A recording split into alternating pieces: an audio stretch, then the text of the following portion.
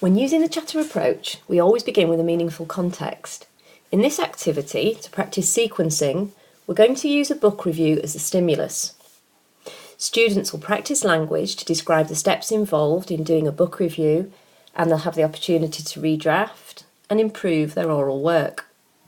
Once they're comfortable with the language and familiar with the sequencing, they'll create their own review based on their favourite book. The first stage of the activity is to elicit any prior knowledge and arouse curiosity. I might bring a selection of books to class and ask the students if they know any, if they've read them, if they like them. At this stage, I can introduce or revisit vocabulary related to books and genres that the students might need for a book review.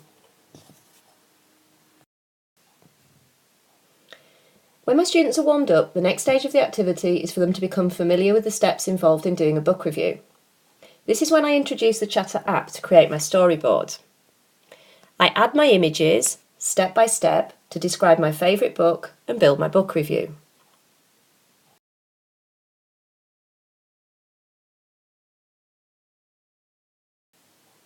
The next stage is to model the language I want my students to use when they create their own book review. This is when I use the record function to capture my language for all of the images.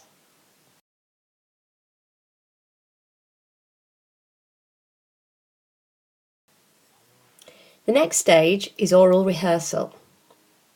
This is when students listen to and practice the model language. It can be done individually, in pairs, in groups, or even as a whole class.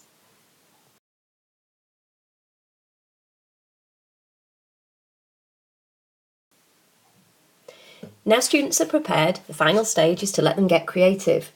You can ask them to make their own chats based on their favourite story, which they can share in class.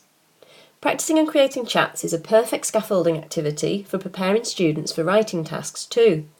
So now your students are experts, you may even ask them to write down their book review. And don't forget the sharing function. After students have created their chats, they can be shared with themselves, with their peers, with their parents, and with their teachers.